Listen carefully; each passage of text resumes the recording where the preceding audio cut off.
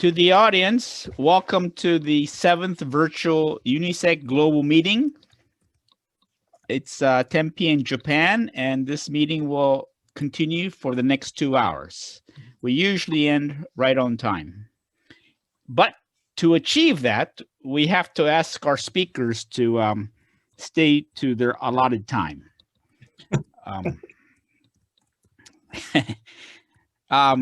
George will rely on you to shut us off. You're our timekeeper. I'm actually quite merciless about that. Ooh. That's why I got the job. I have no mercy. Anyway, without further ado, let's start with a presentation by Professor Nak.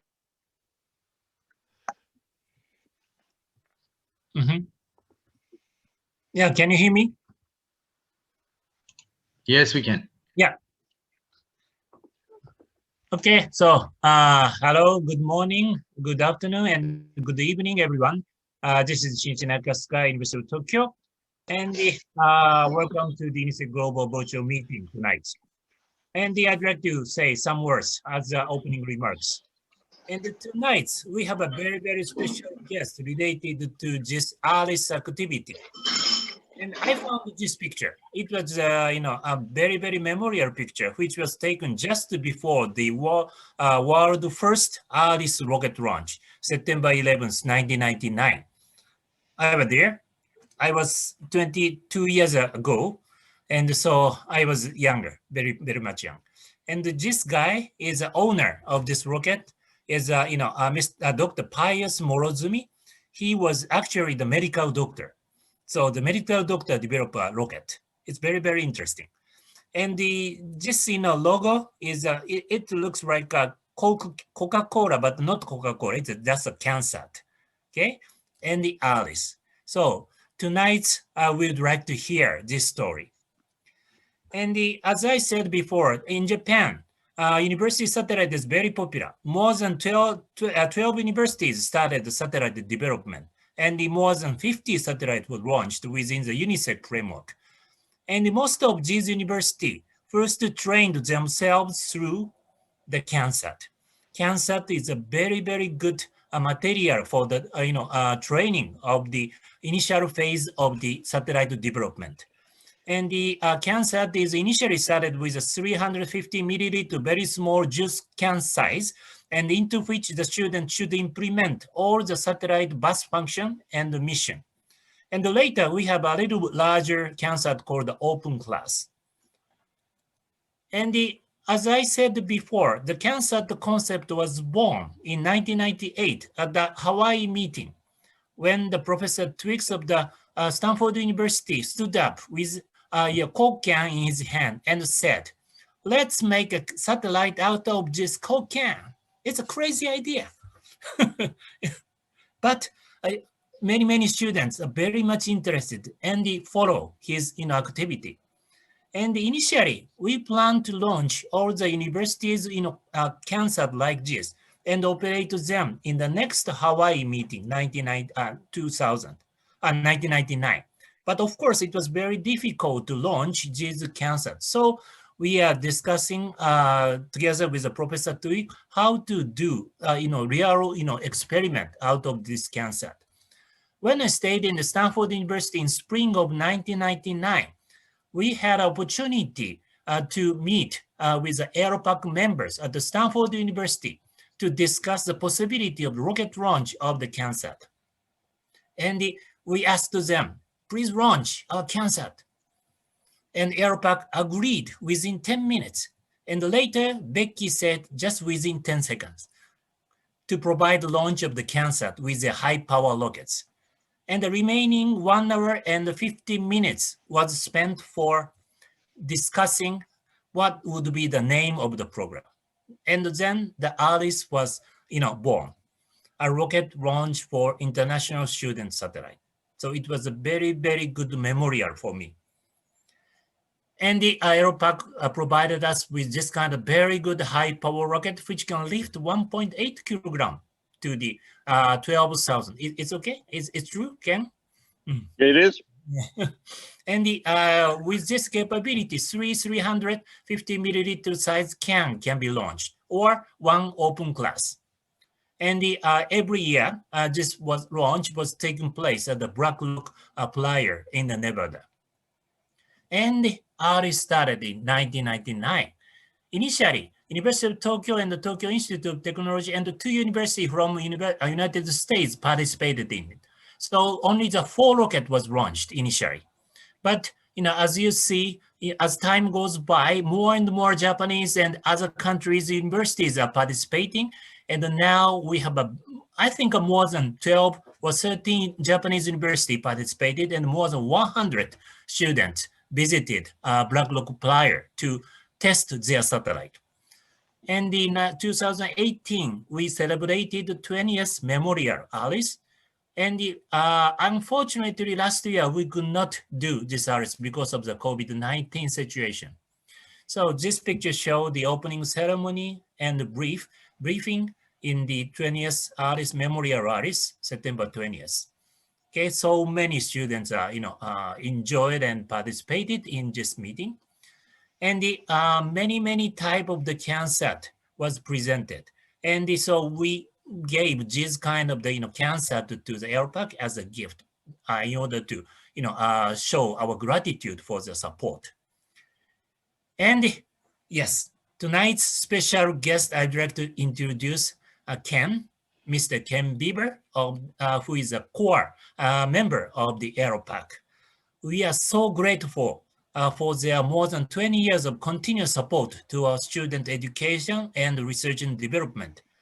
And they are the very, very special engineer in the aeronautics, electronics, structure, and many other areas. So the technical discussions with students gave the students so many hints and stimuli. So as I said before, University of Tokyo already launched 13 satellites like JIS, and more than 120 students participated in the satellite project. But most of them, first trained themselves by JIS, CANSAT, and ALICE. So we cannot find words to say thank you to AirPac members. So anyway, thank you very much. Thank you. Thank you. Thank you very much. And let me introduce Ken. So the floor is yours. Thank you very much. Thank you. Let's see if I can get my presentation up now.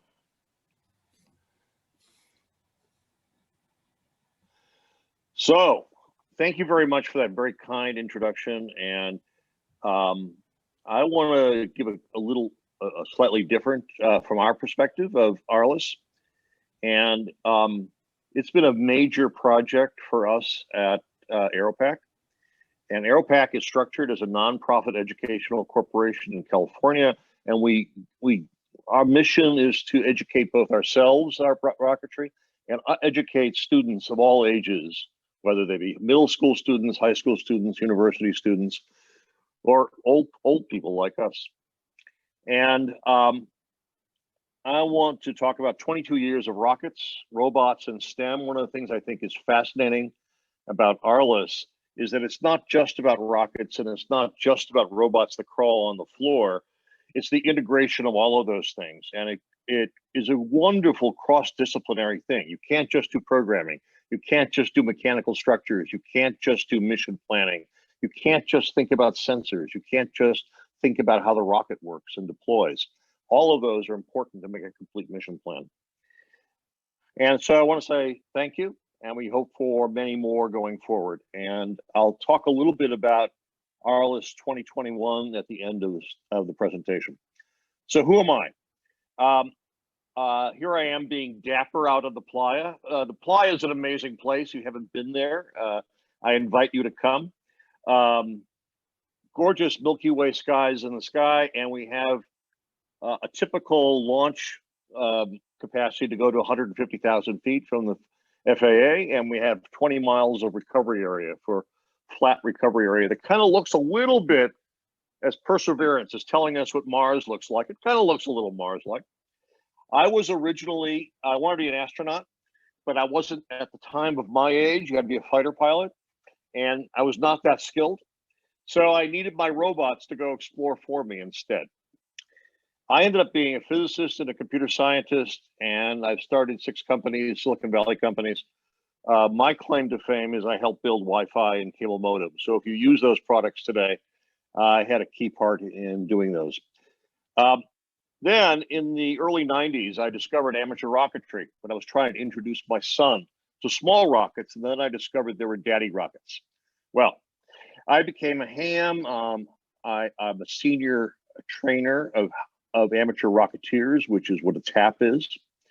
I've been on various boards of directors of various national organizations, including AeroPac. And I've held amateur altitude records for rockets over 30 kilometers. Put my own satellite in orbit. It was a large CanSat that was actually deployed off the ISS, off the Japanese module. Thank you very much. And I've been mentoring adults and students for 20 years about rocketry. How it began. I think as I've learned about ARLIS, it's challenging to develop engineering training for space. Long development cycles, a long time for the queue to orbit. Most engineers build payloads rather than rockets, and yet rockets are the sexy part, if you like, the thing that goes fast with fire. So we should try to focus training on payloads, not just rockets. And our new standard for satellites is small satellites. And what we've discovered is that we can provide swarms of small satellites that often do a better job than single bigger satellites. They get developed faster, and we can now essentially use Moore's law to drive cost and functionality. And so lighter is cheaper and better. And LEO, in many ways, tends to be a relatively benign space place, protected by the Van Allen belt. So commercial electronics actually work reasonably well for reasonable amounts of time. So ARLIS's idea, I think this was Bob's idea, was to train for space closer to the ground. So as Shinichi-san has pointed out to us, it was the original CanSat program.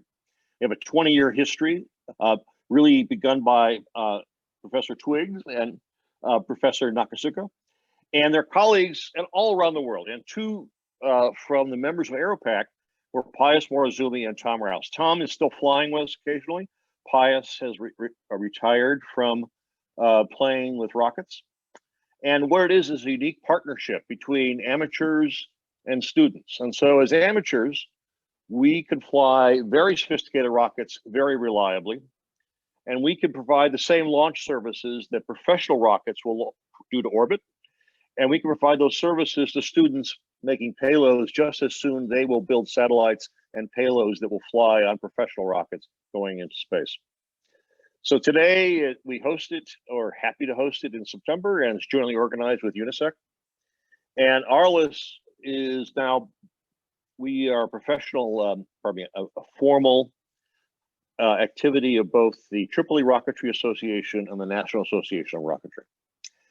We've flown over 700 missions, and I believe our tally is that we've only failed to deliver a satellite 3 times, which is not a bad deployment success rate. Now, we've lost more rockets than that, but the satellites got deployed first. Always a good thing. And we believe thousands of students have now passed through this program. So ARLIS for us has ended up being a series of projects that taught us a lot about rocketry. The core is we call ARLIS Classic, which is the one that began with CanSats, now moved to CubeSats, and in many ways is integrated now with each of these satellites has become an autonomous drone in many ways. The second is with Bob and I created something called Virtual Classroom, which is trying to take ARLIS to the internet. We did instrumented deployment, which I'll talk about, which is essentially measuring what the experience was of the CanSat so that you can use this as a guideline for testing and design of CanSats. ARLIS Extreme, which is our goal of changing a new sounding rocket platform that doesn't just go to 10 or 12,000 feet, but goes closer to the Kármán line. And then taking ARLIS Light down to make it small. We did a program with NASA called S4, which was small satellites for secondary students using pocket cubes as the new CanSats.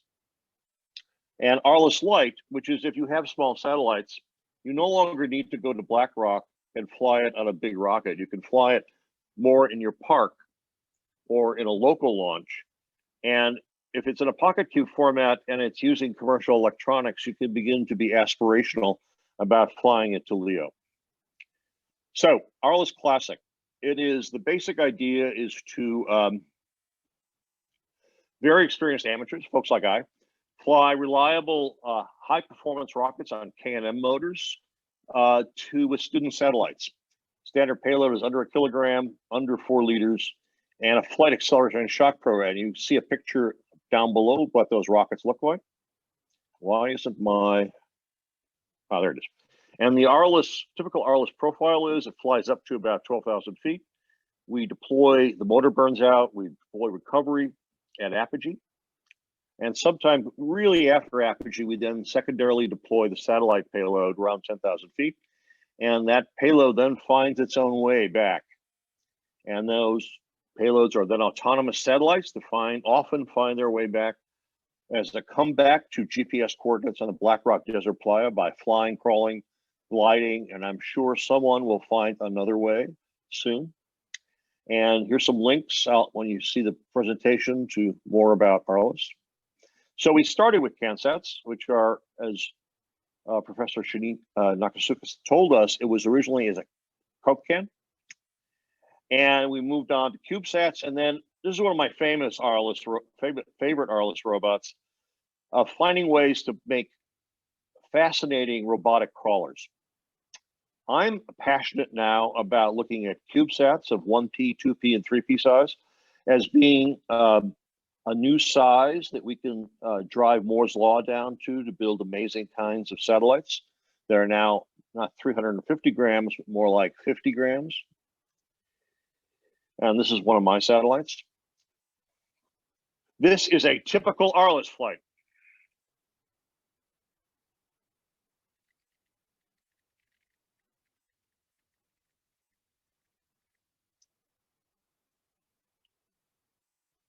I always love that sound. This motor in particular is a great motor with a great sound.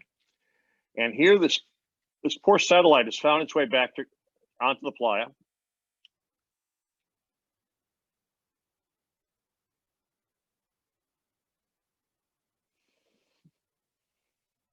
Thinking,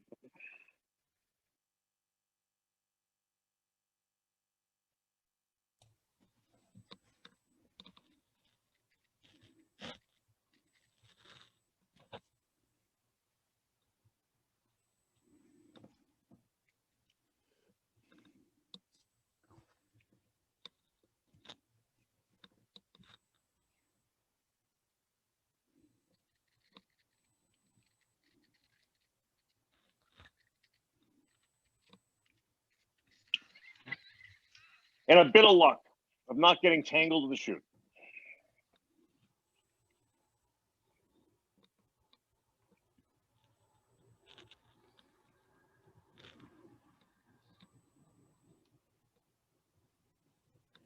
I think one of my personal favorite things about Arliss is the excitement of the students when the projects work.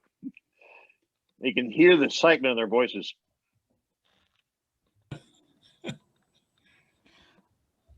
Yes, students are following. So Ken, who owns this property? It is a United States. It's a public property. So this is about a 250,000-year-old dry lake bed. In the wintertime, it's actually under about 2 feet of water as the streams in the mountains kind of drain into it. And so that prevents any kind of development then, right? Yes. So we do share this property with other users. In particular, yeah, Japanese Frog Point is a target to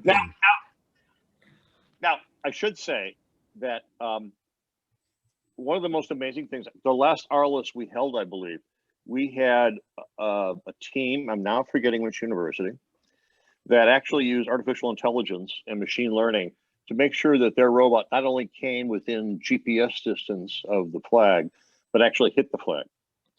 And so it was the distance from the destination was 0 centimeters, which I thought was amazing. But to come back to BlackRock, BlackRock is managed by the Bureau of Land Management. We share it with other users. Classic users has been wind sailors on the playa. And you may have heard of Burning Man, and Burning Man is also has its annual event there. And our list turns out to be happening about a week and a half after Burning Man closes. So what happens if a satellite or rocket lands off range? That has happened to me. And as long as it doesn't happen too often, we are okay. The goal, the FAA does a very good job, I think, of managing risk in the sense of for very high flights, which would be over 100,000 feet, we need to clear those explicitly with the FAA. And we have a cylinder of about 20 miles in diameter that is, we need to recover in the cylinder of 20 miles in diameter and 150,000 feet high. And we go through a rigorous process of vetting rockets to make sure that they are going to recover in that cylinder. And once in a while, you know, it's rocket science after all. And so it's not perfect. And so one of the times we fail. So in fact, our first flight of our Arliss Extreme in 2012, where we went to 105,000 feet, it turns out we lost one of our launch lugs off the launch. We were a little off bore sight leaving, so we were about 10 degrees off vertical. And our sustainer recovered about 20 miles up in the hills. And we had telemetry so that we could drive to it, but it took us a day to get to it. And we apologized to the FAA, and they were okay. The key thing is showing your work and showing that you know what you're doing. So we invented this thing called the virtual classroom, which we did for about 10 years, from 2006 to 2016. If you were coming out to the playa, you would have seen it. It was Bob's idea because at that time, there was no communications on the playa. So we invented a satellite system based on an old TV van and more radios than you can possibly imagine, and to essentially stream video and to stream the event and do telemetry from the playa. You can find out more about that. And that actually retired, and it's now working to help fight forest fires in California. We then decided we didn't know what the real flight of a satellite was in one of our Arliss payloads. So we invented a smart payload carrier to measure the shock, vibration, and acceleration profile in an Arliss M. And that was led by Bob Feritich and his team for about 5 years. We measured at 1.3 kilohertz, basically the spin and the acceleration profile. We got amazing data, and that data includes the shock response that you see in deployment shock. And there's a couple of papers for those people that are interested in knowing what it feels like to fly on an Arliss rocket with data. We then wanted to take it higher, which is, we call it Arliss Extreme. And there is I and Becky and our colleague, Steve Winfield. And the rocket was successful. And that rocket now is in the Seattle Museum of Flight. We won a prize for it. And the idea is to fly science missions to about 40 to 80 kilometers cheap, using essentially an open source design. So this flies 3 1P pocket cubes. It'll fly between 40 and 80 kilometers high. It's a 4 inch to 3 inch airframe, commercial rocket motors. There's a picture from Apogee. Cost of one flight is about $1,500. And here's a link to how we did it. Now we want to take it smaller, the other direction, if you like, by making, I'm a fan of pocket cubes, and I think that they are since I'm an electronics guy by nature, pushing the envelope of Moore's law says that we can put a lot in a 5-centimeter pocket cube package. This is one of my students that has just finished assembling his first pocket cube, in which he 3D printed the enclosure and assembled all the electronics. And it's an ARM-based Arduino system. It turns out that the ARM I'm using is the same, it's about 10x the power and storage of the first computer I learned to program in the 1970s, which was a PDP 1145 running Unix. And this has about 10x the power. It has so many sensors. My favorite sensor, by the way, is I have a sensor on here that essentially is a measures gamma rays under about 1 MeV. Uses LoRa wireless telemetry. My satellite that went up in 2018 had LoRa aboard. And the idea is to design a mission, configure it with these configurable set of sensors with a very powerful computer, package it in something that's as small as 1P, and fly it and recover it. And what I think is fascinating is that we can now think about a profile. If I have my 1P pocket cube, I can now fly it to 1,000 feet in my park for about $20. I can fly it on a bigger Arliss with 3 of them for $40 each to 10,000 feet. Or I can fly it in a swarm of 10 to 20 of them on a big Arliss M for $40 a satellite. Or I can fly it to 150,000 feet for $500. Or if I do those modifications, I can probably put it into LEO and buy a launch. What? It's $20,000 right now for a pocket cube launch. So to make small rockets, though, we need to design something small. And I've been very fascinated right now with 3D printing. And so I 3D printed a rocket design that is purely a pocket cube carrier, minimum subsonic drag, small rock. This can fly on as little as E motors, and it flies a single S4 to somewhere between 1,000 and 4,000 feet. And most of it's 3D printed.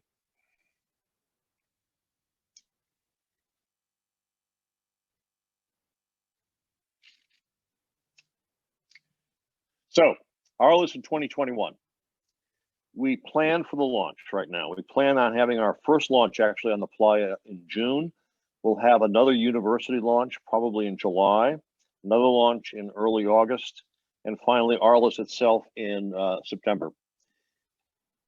We think, we're hearing right now from Nevada that we will have the availability of the launch site for about 150 people. And our Aerotech Pack team is getting now vaccinated, so we will be ready. We had actually launches last year on the Playa, so we think it can be safely done. The key issue is international travel and COVID for our international colleagues to be able to get here and fly. And I think that's all I have for today. If I have any time, I'll take questions. Okay, there's a question in chat. Can you see it? I just saw it pop up. Let me see if I can get it. There it is.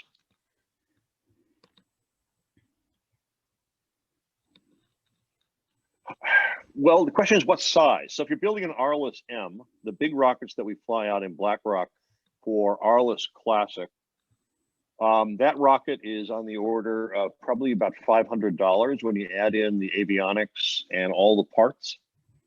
And each flight is about $400 in propellant. A small rocket, like for the one I showed at the end for an Arliss Light, most of that's 3D printed. And the avionics would be $60 if you bought it commercially. All of the 3D printed parts probably total under $10, and you need, that's not built upon one piece of fiberglass tubing. So under $100 would build that rocket to fly. Ken, I have a question. So propellant sounds dangerous. Can you talk about how it's handled? First of all our rockets are flying on solid fuel, and solid fuel propellant is really interesting. It's remarkably hard to ignite when you, and most of us, for Arliss in particular, we're flying commercial product, so that we buy it as a commercial product and then we configure it and install it. It actually has a large component of rubber in it. So if you actually take the propellant itself and hold it and drop it on the floor, it bounces. It is hard to ignite. It really wants to ignite under pressure. And one of the pieces that we, after 9/11 in the United States, there was a big concern about rocketry and are we sponsoring terrorists? And we have to actually went through a set of lawsuits with the United States government to prove that commercial solid rockets are actually safe. They're very different because they're made out of a composite fuel. And composite fuel does not explode. An exploding rocket motor is a very bad idea, and you try very hard not to do it, and it's hard to do. And in fact, what it does instead is burn fast. And so we burn commercial rocket fuel, composite rocket fuel, is in a pressure chamber, which is essentially an aluminum tube with a nozzle at one end and closed at the other. You ignite it, and it burns really fast and gives essentially creates thrust.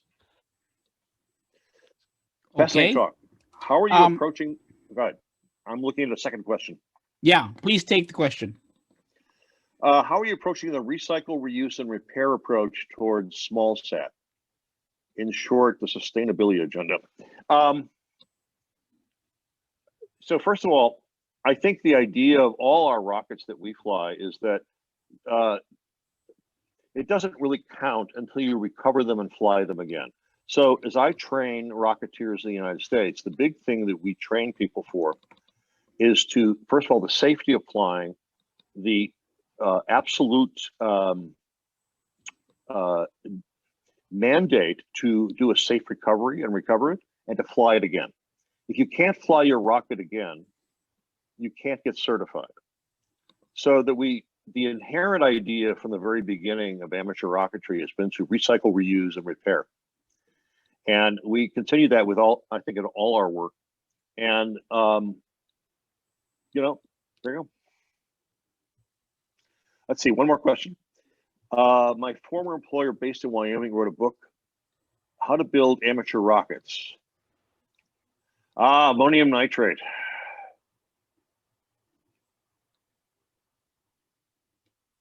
Thank you for the reference.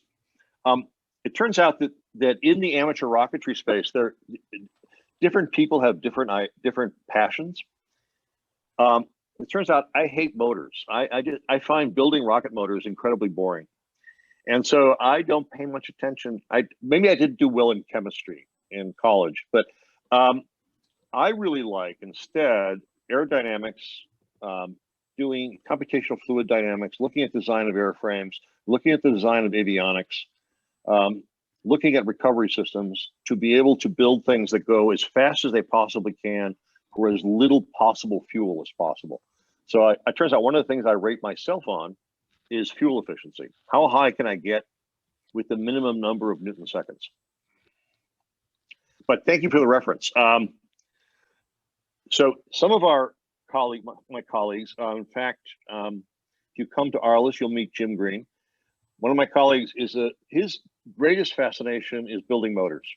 And so he builds his own motors, and he will be very happy with this. One of my colleagues in Oregon, who's a professional chemist, will be very happy about the idea of building motors.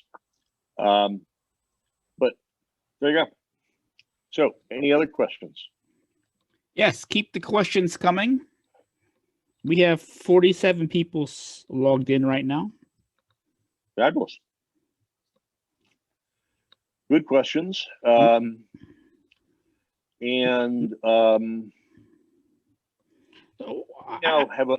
did you mean by rocket motor? What is the meaning of that? So rocket motor is the thing that makes it go, right? So you have the whole idea of a rocket is you have something inside of it, we call it a motor, that provides thrust, and that thrust propels the rocket forward, Newton's third law. We have two classes of rocket motors. One is solid fuel, several varieties of that. Ammonium nitrate based fuel here. That wouldn't be my favorite because ammonium nitrate by itself can be very dangerous. We use ammonium perchlorate mostly in the rocket motors that we fly. And the second is liquids. Liquids have traditionally been very hard. And but we're now seeing in commercial space a lot of revolutionary designs in liquid motors that look very interesting. And with 3D printing, we now have the ability to think about 3D printing those liquid motors. So I think that there's a whole design evolution happening in motor design. But you said motors are not so interesting to you. Yeah, they provide thrust. That's why, you know, I don't, how the chemistry of them work, particularly for solids, is not particularly, I don't find it particularly personally interesting. Okay. It's a tool, you know, it's like I buy a tool and try to find the best tool I can, and I use it. So I need a tool to provide thrust to my rockets to go really fast, so I can take great pictures and collect data from the top of the atmosphere. Understood. We have 4 minutes left. Let's have more questions. Nakasuka Sensei, do you have a question? Yes, we started comeback competition for the payload. So is there any idea to do some comeback competition for the rocket itself? Yes. We've thought about this. And it hasn't been formally organized, but it would be a great idea. And BlackRock would be a fabulous idea, a place of being able to do that. You know, we now find SpaceX has inspired people to think about doing comeback by landing on your tail, which is very hard.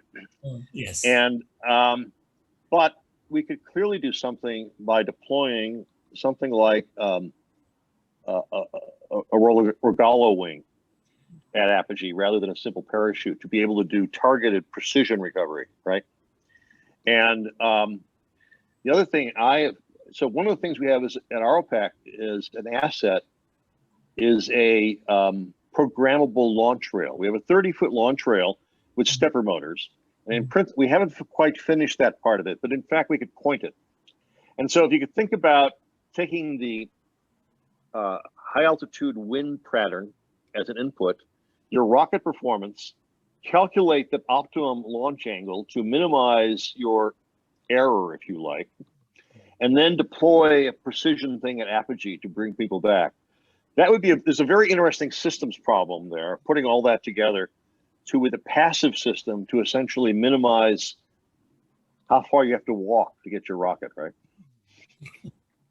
That'd be a fun thing to do, frankly. I remember that at the 2006 or 7, Alice final meeting, I presented the result of the comeback competition, and at the last moment, I proposed to have a comeback competition from the orbit, from ISS. That would be interesting. Really interesting. Well, you know, it's almost accessible now. We could begin to think about it because, you know, the tools to compute that are moved down. It's no longer you have to be a member of NASA to do that. You could probably do it at the university level, right? Thermal protection systems are probably kind of accessible, right? And we can certainly think about the computational fluid dynamics problem of building the lifting body that you'd want to come back in at.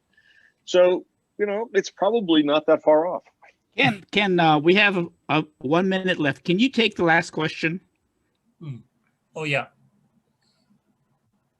This question. Actually, it's from Catalan. Yeah, I see it. So the question is, can you compare the efficiency of professionally built rocket motors versus those built in-house using potassium nitrate and sugar? Are there other chemicals you can use to get more power out of these motors? So it turns out that we have many of amateurs in the United States that build their own motors. Some play with potassium nitrate and sugar, some play with hybrids.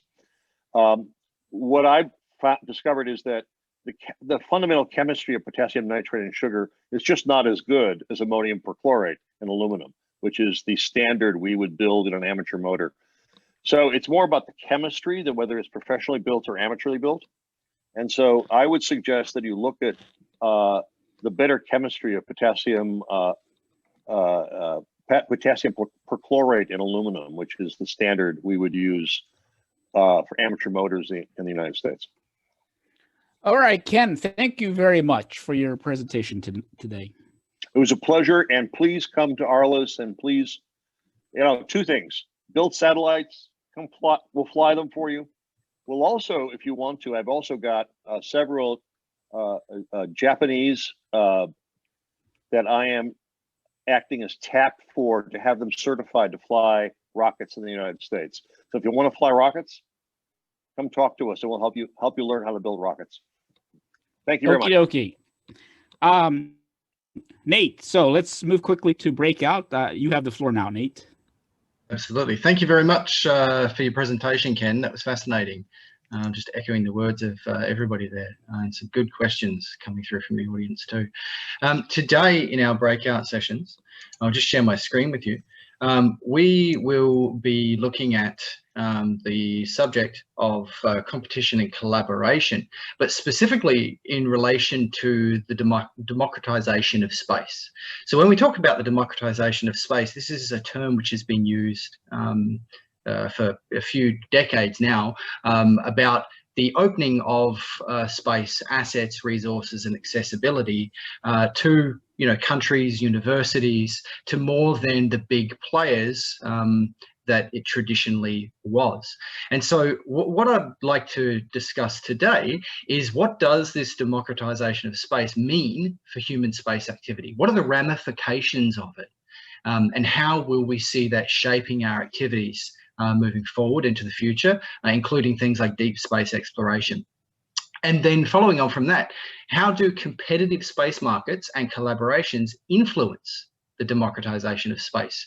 There is generally in a free market system or in a capitalist system, the idea that if you have free markets and you have competition, that this is good for the system. And the question really is this applicable for space? Or is an approach where you have less competition and more collaboration perhaps a better approach? So those are just some philosophical questions for you. And then the last one is about how UNISEC Global can effectively contribute to the democratization of space, and whether that's something we should look to do, and whether that's something we should actually want to achieve. So as usual, I'll post these questions as an announcement once I open the breakout rooms. The breakout rooms will open. You'll have 25 minutes to discuss the topics with randomly selected peers, at which time the breakout rooms will close and you'll come back to the main meeting. Now, when you get into your breakout room, please pay attention to the room number that you are in, and please nominate a leader of your room who can share your ideas and your discussion points when you come back. When you come back, you'll have 1 minute per room to discuss those ideas with the rest of the group. So I hope that is clear. Nate, yes. About the 1 minute presentations, are you using the timer again? I am, yes, thank you. Nice spotting, George. So there should be a timer which appears up in the screen for you, so that you can keep a track of how long you're spending delivering your summarization, just to make sure we stay on time, have enough time for everybody to share. So without further ado, I'll open up the rooms and you should be automatically sent there. If not, just click the invite which says to send you to the room, and we will see you back in 25 minutes. Okay, everyone should be heading back now.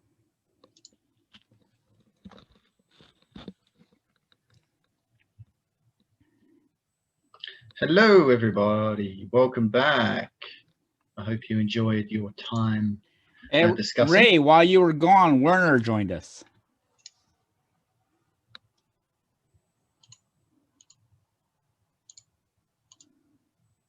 All right, so I think we'll commence with the sharing of the breakout rooms. So I'm sorry if there were some issues with the breakout rooms this time. I know a few of you had issues connecting or speaking, and I hope that they all got resolved. But I'll put a 1 minute timer up on the screen when you start giving your summary. And we'll just start with group one, room one, if we can, which was Arno, Dr. Gopal Karishnan, We had Shimada-san and Nikhil. If you could share with us, that'd be great. I think that's me. Ah, We excellent. do it quickly. Thank you. Okay, so thank you to everyone who was in the group. So what we basically said, and they will correct me because I may get this wrong, democracy is about the views of the majority, but who are the majority in the new space? It's often like older seafaring nations who have the larger satellites, more money. So the democracy, so that's not particularly democratic. And then Nikhil mentioned that in India, you saw the positive side of it, that you were having private organizations, universities and private companies coming together, which you can talk more about.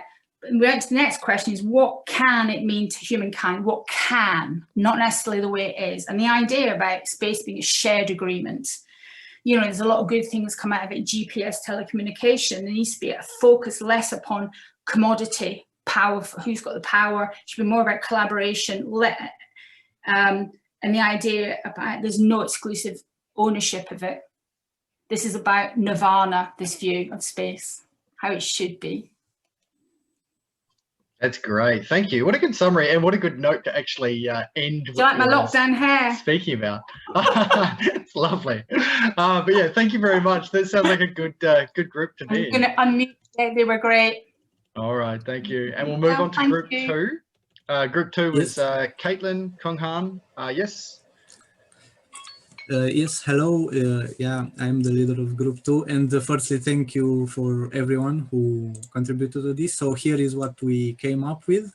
So for the first questions, we basically, in a general sense, if more people can get the opportunity to get in space experimentation, especially students, that's basically the goal of the democratization of space, as we thought of. And as space is open to everyone, then that means more projects can get created and students can get to experiment with everything, with a lot of payloads maybe.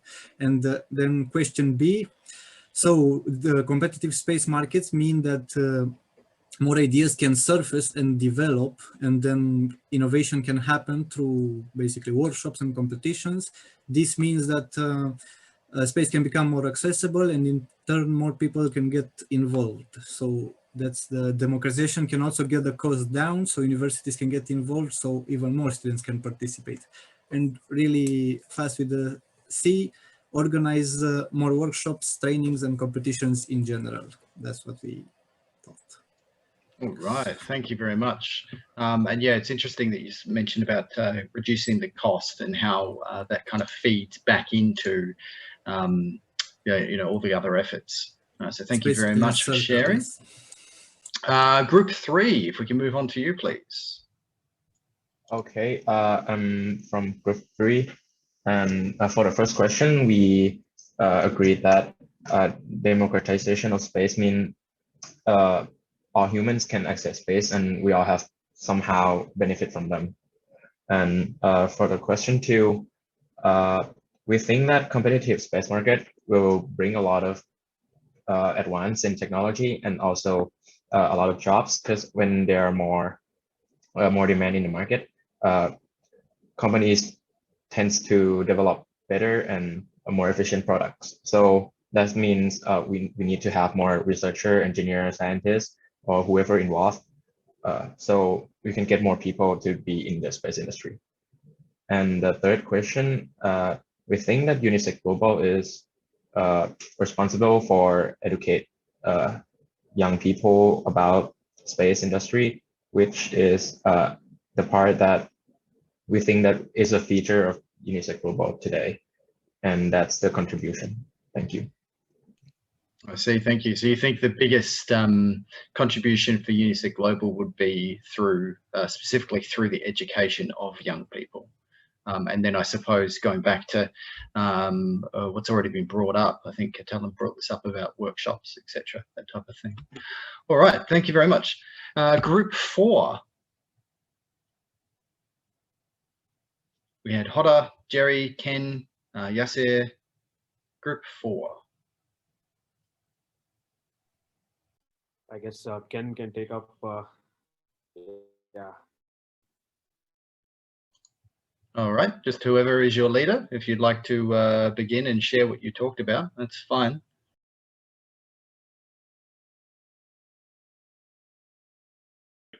I guess I've been nominated.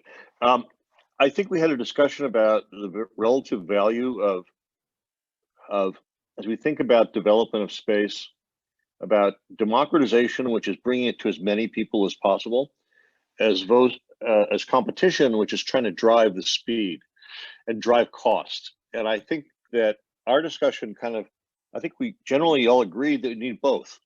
And at various times you need to be collaborative, and other times you need to be competitive. And I introduced a phrase that we used to use in the high-tech industry in the States of co-opetition, that one can cooperate and compete all at the same time with the same people, just at various different ways at different times. So I think that if we just collaborate, we won't get anything done. If we just compete, we'll all hate each other. So we need to be able to do a little of both. Yeah, well said. Thank you. Yeah, I suppose that that's something which is easy to recognize, I suppose. And then it's the question of the timing and the right projects and the right partners to make sure that that happens. But yeah, thank you very much. Sounds like a good discussion. Group 5, Chris, Jonathan, Myson, and Sombu.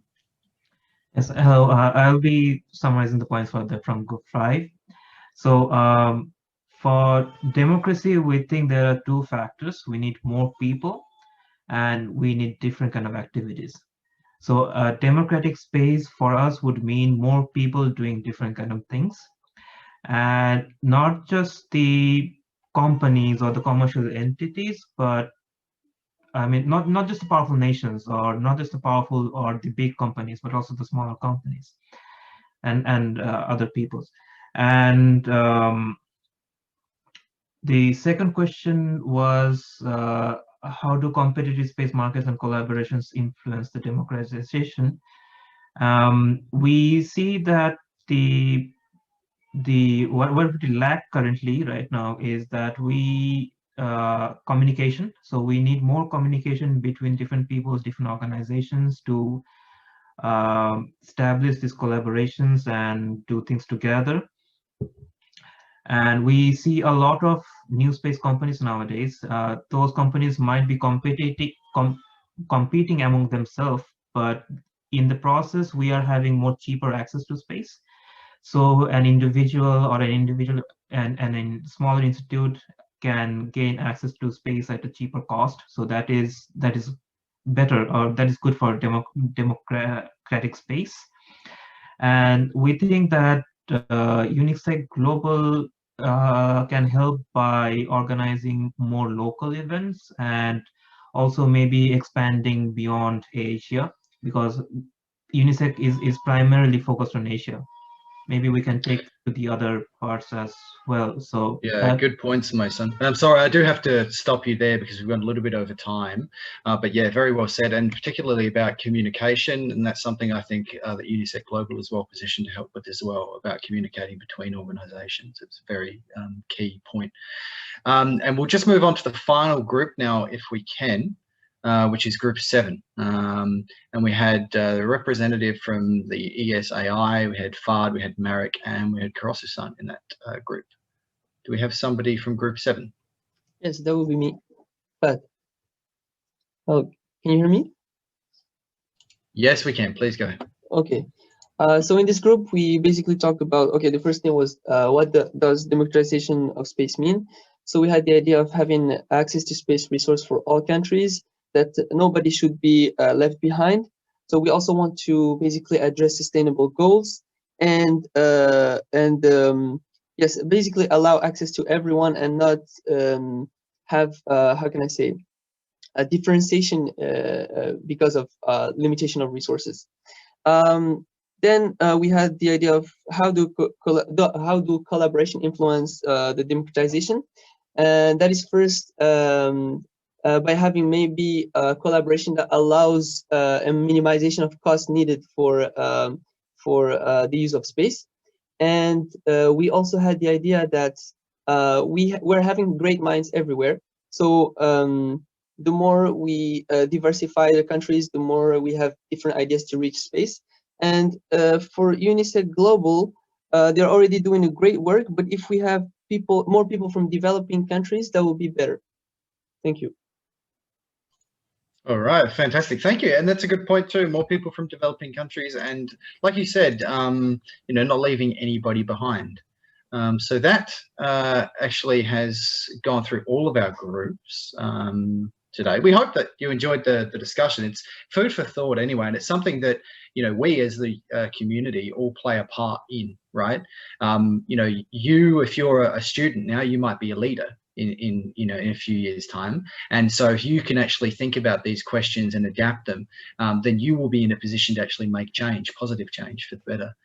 Follow the examples of some of our people that we look up to and mentor us now. But yeah, thank you very much for all of your contributions. We might just move on to the group photo if we can.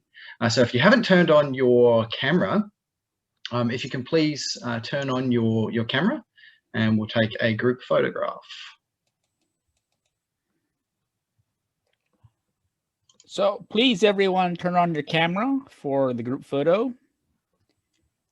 And as Ray Kawashima likes to say, please show some teeth. Yeah, that is the key. That is yes, the key. You know, smile means show your teeth. Okay. Yeah. Okay. 1, 2, 3. Smile. Teeth. Teeth. Okay. One more. One more. One more. Smile. Smile. Smile. Okay. Smile. Smile. Oh, Werner, you are here. Okay. Yeah. I always love this part because everybody's face is like on one screen and you can see everybody and you can actually get a sense of, you know, everybody that's here and what the community looks like, which is great. Okay. Okay. Oh, Arno, you were there. Oh, no. Wow. It's wonderful. Okay. Okay. How'd we go? Oh, okay, one more, one more. One more. Just in case. Oh, Yeah. good. Okay, done. Excellent. Okay, so let's move on to the next part. Okay, so if you have the schedule, you can see that we're going to have 2 regional reports.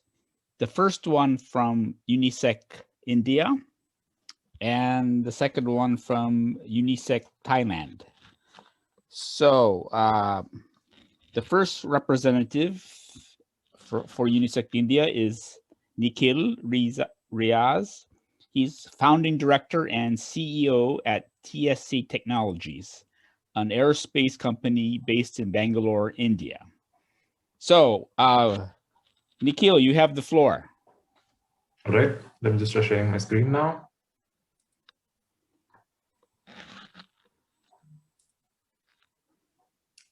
Oops, give me 1 second.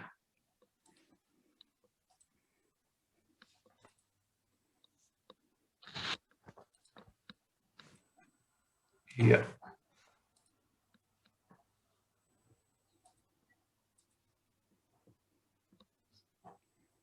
All right. I hope you can see my screen. Yes. Perfect. So hello, everyone. I'm Nikhil Riaz, and I'm going to be presenting the student report. I also have Tarun Sai ready with me. He's going to be presenting a little bit about the UNISAT project. So he'll be taking over right after me. Okay.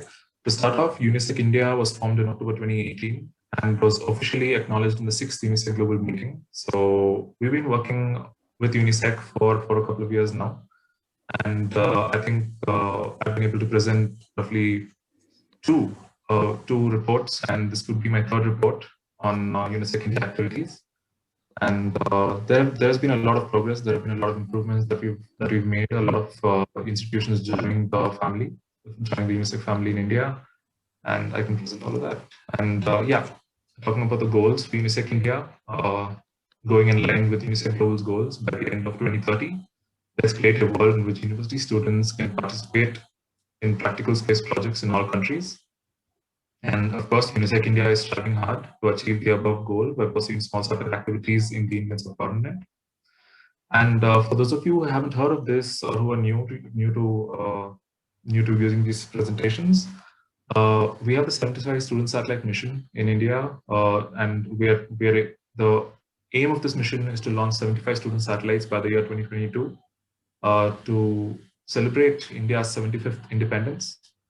And I'd like to state in this forum that the first 3 of these satellites have been launched and can be counted towards the 75. And since the activity has already started, and since we've already started moving forward and already started developing these satellites in collaboration with a lot of institutions, we believe that by 2022, we will be able to achieve a goal of 75 satellites and maybe more, looking at how the status is right now and looking at how quickly we're progressing. Now to highlight the major activities and achievements that we've had in UNISEC India. As a part of UNISEC India and in a collaboration with Serbia, we formed the WCRC, World Cancer Interoperability Consortium, with over 48 member countries already joining us. All of these countries, POCs for all these countries have already been formed, and we're working together towards the World Cancer Interoperability Championship. We organized a webinar in partnership with WCRC, and I'll talk about a little more about what we did in this webinar and what topics we covered in further slides.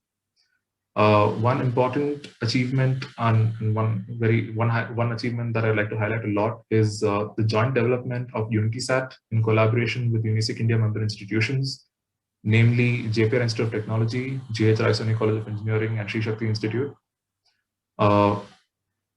And in my last presentation that I made in Japan, while I was in Japan, I was talking about a competition that we participated in. There was a CANSAT competition that we participated in Serbia, and that was our first introduction to CANSATs. But a year has passed, and now we're rolling out CANSAT kits for sale for use in education and training. We also conduct a lot of workshops. We have 3 different CANSAT kits. So I have a few images of them for the slides, and mostly go by basic CANSAT kit, the knockdown kit, and the advanced CANSAT kit. So the advanced CANSAT kit is mostly for professionals who know programming really well, who know how to work with electronic systems really well.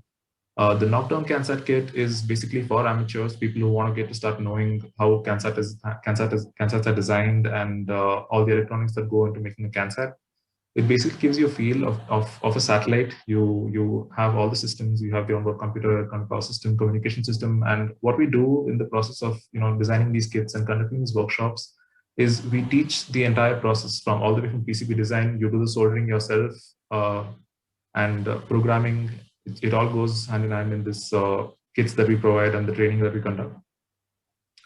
And we also have developed a satellite test bench based on the UnitySat. So we have something like a training kit. So this is another training kit, or rather, we'd like to call it a test bench, because it's based around the UnitySat in a way that all the systems that are present on the UnitySat itself are also present on this test bench and on this kit.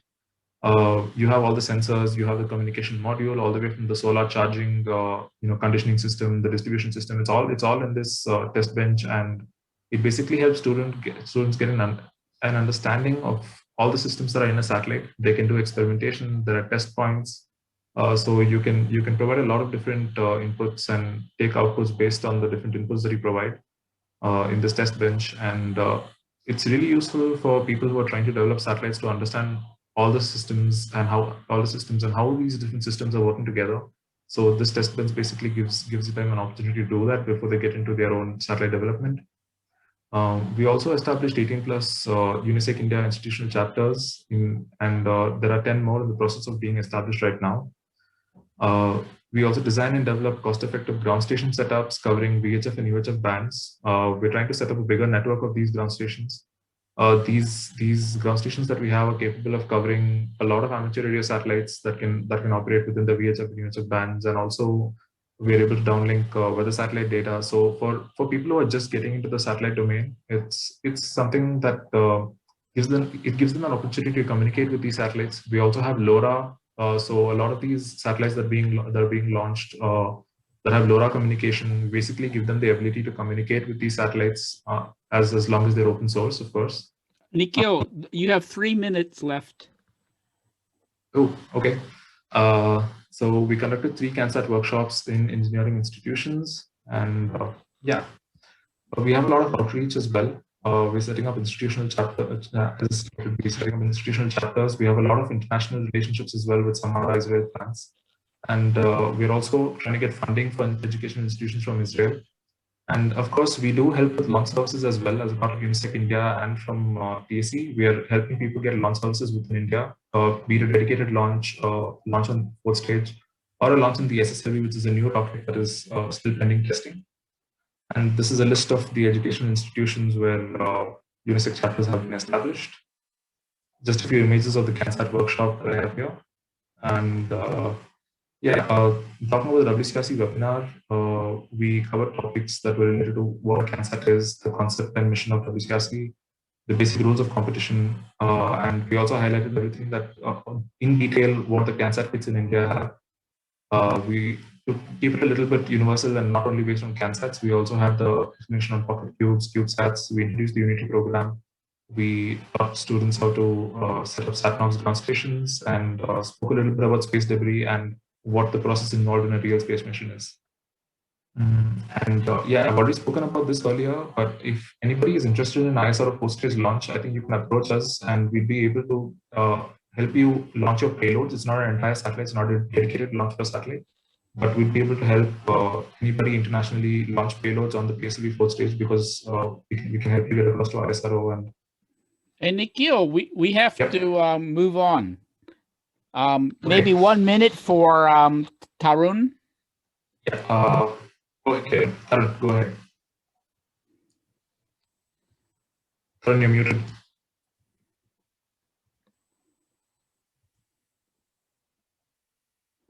Tarun, you're muted.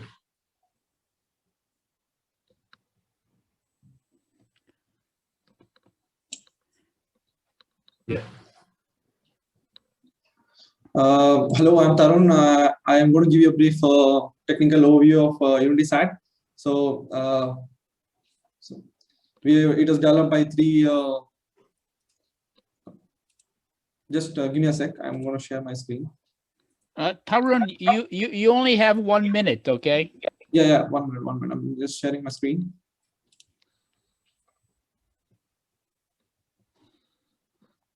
So basically, it's a joint development of the satellite by 3 universities. And the mission objective was to technological demonstration of individually developed subsystems. So everything from designing to manufacturing and testing was done in India. And main secondary objective was to test the ultra compact size of the satellite and LoRa payload and establishing the open source IoT network throughout the world. And the executive summary is each satellite weighs 460 grams and the chassis is made up of 6061 aluminum, and it has dimensions are 100 by 100, 38 mm height, and antenna elements are deployable by burn resistors. So this is the dimension of the satellite. So we have rail-to-rail distance of 100 mm, and the satellite actually protrudes by 6 mm on each side. Tarun, I'm sorry, we have to go on. Okay. All right, so the next presentation's from UNISEC Thailand. Chalawat. He is the official president of UNISEC Thailand. Okay, he is currently studying aerospace engineering at Bangkok Christian College. Chalawat, you have the floor. Can UNISEC India please take down its presentation?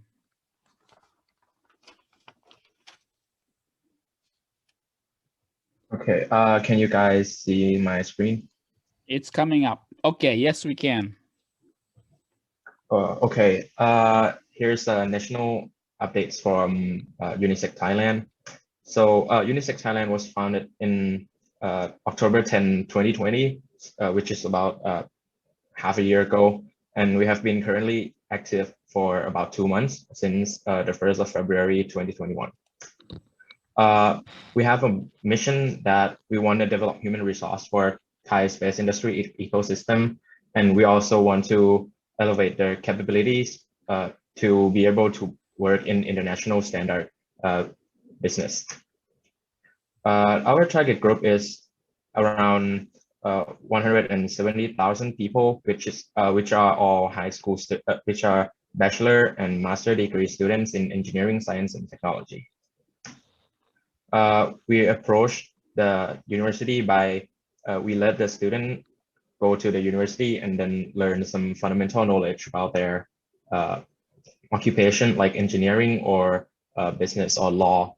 And then we kind of educate them about the space context and then how their knowledge can be applied in space and how can they work in the space industry. We have a rough plan for about the next 4 years, which we hope that we could accomplish perfectly. So in 2023, we expect to build a CubeSat that sits about 1 cubic site.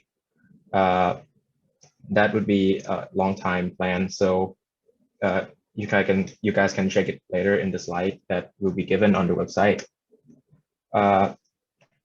From the start, we have been doing activities that is a part of UNISEC Thailand. So the first one is the Mission Idea Contest or Mix 7. UNISEC Thailand is responsible for Thai National Qualification Round, which is now currently going on. We are going to close the registration and submission on 28th of March, and then we will have the final presentation in 20th of June. We also have a boot camp, which is Sputnik Boot Camp. It is a 2-day workshop that is for complete beginner in space industry. The aim of this workshop is to educate them about space and then to let them get a hands-on experience on what is a space mission like, or what is a job in space is like.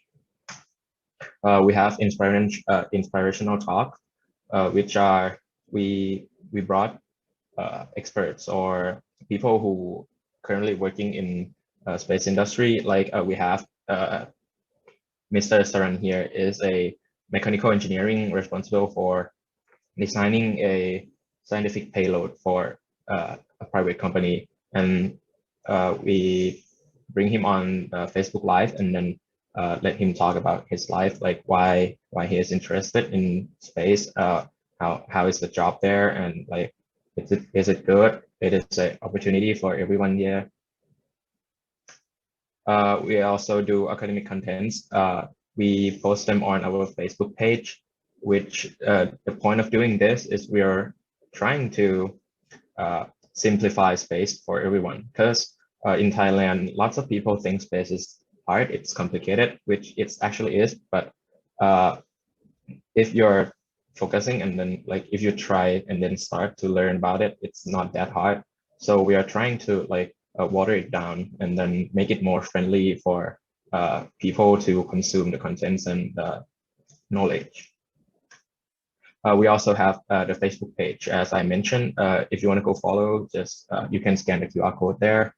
And then we also have a website, which is now pretty good looking. You can go visit with the QR code too. Then the next topic, it's about Thailand space activities. The first one is the formation of Thai Space Consortium, which is a collaboration agency between universities and government agency, which they aims to develop space technology in Thailand and also the space industry and how to commercialize them in Thailand too. We have a lot of private company and startups company founded last years, which they range from news blog, space knowledge, and then space education company, and to satellite design, manufacture, assembly, integration, and also one of them can fabricate lunar regolith simulant, which is a good sign for our country. We have activity from National Astronomical Research Institute of Thailand, which we observe space object. and then we kind of report it. If you are interested, we have a contact here, so you can reach them out to just get more information later. We have Thailand CanSat Rocket Competition, which is a high school student league. It's been held for about 4 years now by the National Science Museum. I have been participating in one, and it's actually a good one. We don't have CanSat Rocket Competition for university student yet, but we plan it to have it soon, maybe this year or maybe next year. We have Space Fight, which is a payload competition. Basically, we have a satellite that is using multi-payload CubeSat platform. Basically, we have one bus, and then we can put like 10 payloads in there. So it's a like ride-sharing situation. In this competition, we let students design their payload and then decide a mission and present it to the judges.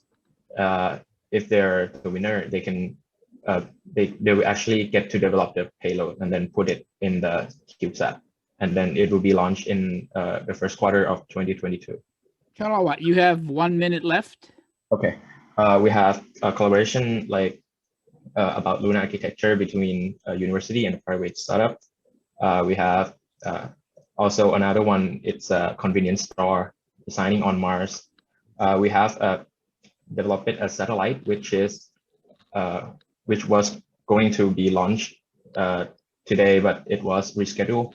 It's a BCC-SAT-1, which is a high school student developed satellite. It's a CubeSat that is capable of multi-spectral camera, and they're doing like Earth observation mission. We also have like research. We have Thailand Lunar Simulant, which is now I think they're being sold by a company called SpaceSat. And then we also have molecular encoded storage for space exploration, which was developed by a group of students, and the mission was done with the Blue Origin Shepherd last year, and they are planning to develop more and more in the next year. We now have 3 universities member, and this year we aim to have 5, and the next year we aim to have 10. And these are the teams behind all the works here, and that would be all. All right, thank you, Charawat. Thank you. Let's move on to our corporate presentation. It'll be done by Dr. Jerry Seller. He's a graduate of the United States Air Force Academy, obtained his master's degree from Stanford University, and his PhD from the University of Surrey. So without further ado, the floor belongs to Dr. Jerry Seller.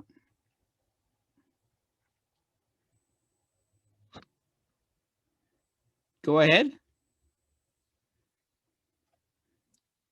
Cannot hear you. Oh, sorry. There we go. Well, good morning and good evening to everyone. I'm Jerry Sellers with Teaching Science and Technology Incorporated. Thanks for these few minutes to present our company. We're proud sponsors of UNISEC. I've been working with Ray for more than 10 years now. I'm not sure when it all started, Ray, but I've been happy to have been working with you.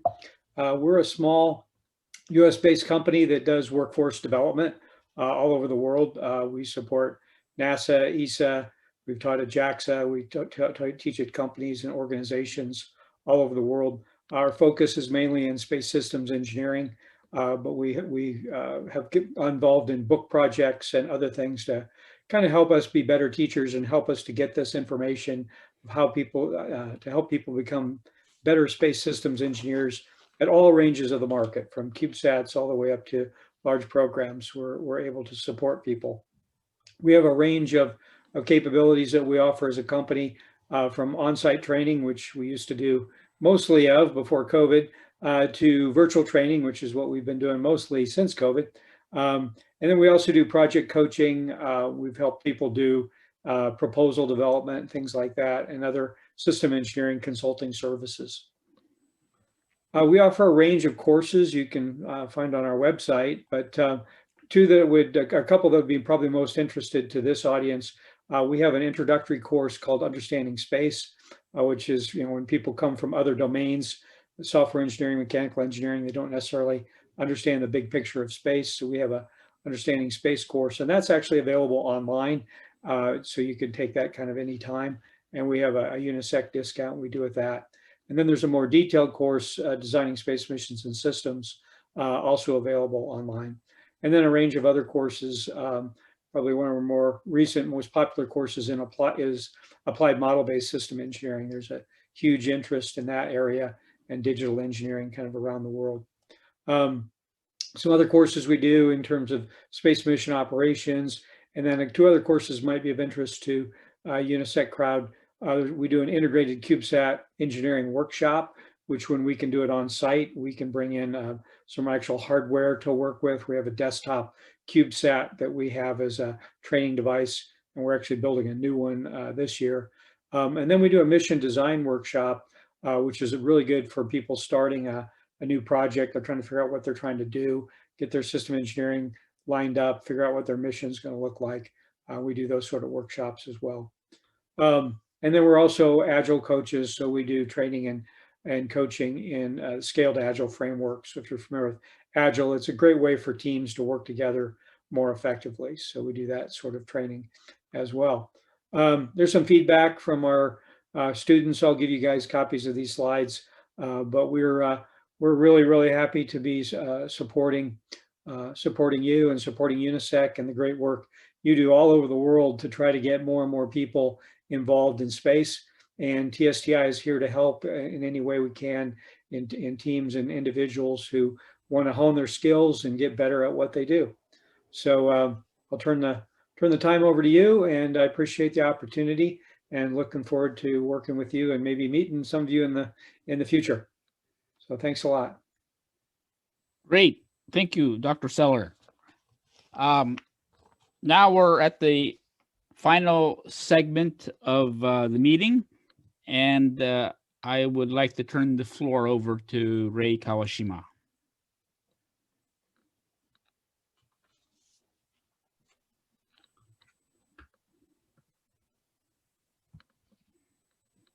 Thank you. Can you see my screen? Yes. Okay, thank you.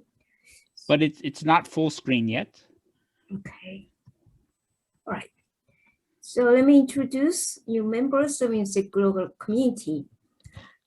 Unfortunately, we do not have a new local chapter this month. But if you want to make your own local chapter, please contact me. But new university members, because of India's India's efforts, we have 12 new university members. Okay, it's quite difficult to pronounce for me, but let me call Japan Institute of Technology, GH Raizoni College of Engineering, Sri Shakti Institute of Engineering and Technology, Nagarjuna College of Engineering, Visvasvaraya Technical University, and Chandigarh University, Galgotias University, Hindustan Institute of Technology and Science, Hindustan University, B.S. Abdul Rahman Crescent Institute of Science and Technology, Crescent University, Karunia Institute of Technology and Sciences, Karunia University, Nurul Islam Center of Higher Education, Nurul Islam University, Maharashtra Institute of Technology, University in Pune, Vaigaon College of Engineering, Anna University. Okay. Thank you. And new members, we have one new corporate member, Nakashima Engineering Works Limited. And I think there's a person who is from the Nakashimada, so I will introduce later. Okay, so far we have 21 local chapters and 186 university members and 7 corporate members. And next virtual meeting will be held on April 17th, so next month, at the same time. So for Californian people, it's too early, and Oceanian people, it's too late. But to cover the whole planet, it's we need to keep this time. And confirmed speaker is from UNIGLO, George de la Hera, and also Kantan Verspierum from University of Tokyo. In the local chapter presentation, this time in Japan, the Professor Cho will make a presentation in April. And virtual UNISEC global meeting will take place on the third Saturday almost every month this year. And this year, still COVID-19 pandemic, the influence, our activities quite a lot. But SDSC Corpus will be held April 19 to 30, and maybe we can attend from the virtually. And the IA Symposium on Small Satellites for Earth Observation, this is also virtual in April. The Mix 7 abstract submission due is July 7th. And your Corpus meeting will be held in August to September. And Samara Space School will be held in August to September. The ISC in Dubai will be held in October 25th to 29th. And we almost decided to Mix 7 final presentation, which is November 13th, which is Saturday. And the venue is still not very sure. Maybe we can hold it in a hybrid way. Some people can attend remotely. Some people can attend in Japan. And the April stuff, they will be held in November, I suppose. And please contact us if you wanna share your event. Local event is fine too. Okay, so thank you very much. So let me introduce Nakashimada. Ms. Fukui, are you there? Fukui-san, are you there? Okay, can you unmute? We cannot hear you. Can you unmute? Should be able to unmute now. I had the permissions. There we go. Good. Okay. Please say something. Oh, You yeah. remember. Hello, everyone. I'm Narumi Fukui from Nakashimada Engineering Works Limited. I'm sorry that I couldn't participate in group discussion because I'm not good at talking a lot in English, but it was very interesting to hear what you all were talking. So thank you very much. And our company is very happy to join UNISEC. Thank you. Thank you very much. Well, she's very good at the German. So German people, please contact her in German. Okay, so we have a little bit time. So Tarun, do you wanna continue your presentation? Tarun, you said India. Yes, ma'am. If you want, yeah, you can use 5 minutes. Yeah, I could share my screen. Yes, you should be able to.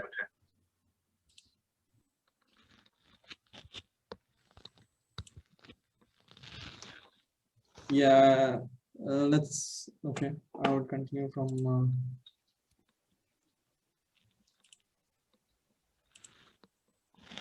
Yeah, subsystems in our satellite are some of the main subsystems are onboard computer, electronic power supply, communication, and power generation. So when it comes to onboard computer, we have a self-sufficient efficient system for space application, and it has wide range of interfaces compatible with many payloads. It is actually a dual redundant system having two ARM Cortex M4 controllers. So one fails, other one takes over. One microcontroller is acting as a governor, and other one is acting as a payload controller. And it has also external memory support for large storage, large data storage.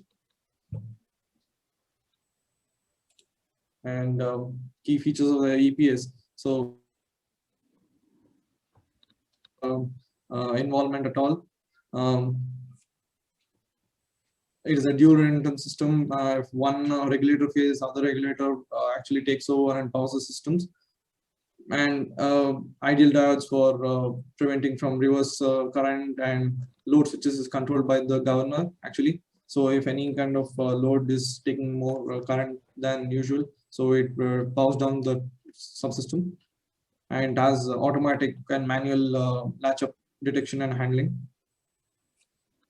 And it has generally low voltage, low current, and short circuit protection. When it comes to we are actually operating in a UHF frequency, that is 436 megahertz precisely, and we are transmitting at 20 dBm power. We can actually pump the power if required. Receiving sensitivity is up to minus 137 dBm, and we are operating at 125 kilohertz bandwidth. The communication payload is interfaced using SPI interface, and its operating voltage is 3.3 volts nominally. And the current tops up at RX we have 10 milliamps, and TX we reach up to 118 milliamps, and operating temperature is about minus 40 to 85 degrees Celsius. It's actually been tested in thermovac provided by ISRO. That was. And for when it comes to power generation, we have 6 solar panels, all 6 sides. 2 main solar panels, that is Z minus. We have that is actually generating the maximum power, that is 2.4 watts of energy. And we have side solar panels, that is 0.25 U configuration, and they are generating about each is generating about 0.27 watts. And one solar deploying the antennas, and the other one actually mounts as mount holes for the antennas itself. And when we talk about the ground station setups in each college, we have receiver modules, SDR units. We have LoRa transceivers. They are actually equipped for receiving any kind of satellites. Generally, we receive NOMA satellites, the VESA satellites, and we can actually track their having rotators, and so the UHF and VHF antennas are mounted on the rotator. So this gives us precision control and gives us very good gain. So we have 16 dBi antennas and 13 dBi antennas on the rotator.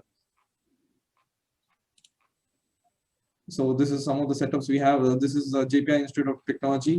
We have this is one of the ground station, and this is G.H. Raisoni College of Engineering, and this is Shri Shakti Institute of Engineering and Technology. So the students are actually educated how to use the ground stations, and they can actually learn how satellites work, different satellites, and they can actually do the orbital mechanic calculations and different experiments that they want to perform in the future. So this is the educational platform what we provide as a company. So that's I think that's it. This is the antenna setup we have. So this is the rotator, and you can see the VHF and UHF antennas, and this is the term cell antenna what we provide for wideband receiving. So we also have a SatMounts network. So each college is equipped with they can collaborate with different people all throughout the world to receive the data of their satellite and other satellites too. So there are actually 380 active ground stations throughout the world. So this is something that is actually very important. So TSC also application where students. Tyrone, thank you. We have to wrap up now. Okay. So thank you so much. Back to you, Ray. Okay, so thank you very much. Very nice presentation. And this is the, we have 2 minutes left. So if anybody wants to say something, please raise your hand. We have 2 minutes. If not, I actually have something to say. Yeah, please. Tomorrow will be the launch day of our satellite that we have been developing for 3 years. It is a satellite that is developed by a high school student, and it is the first satellite that will be in space from that is built primarily in Thailand.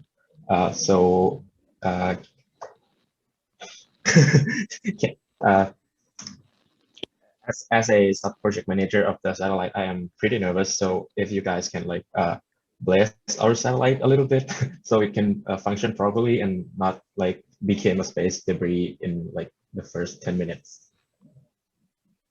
All the best. Okay, thank you.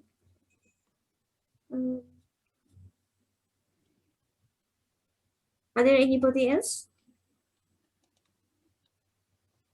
Okay. Okay, thank you very much. I think we need to say goodbye.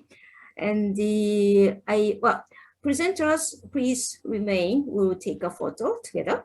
So do not leave.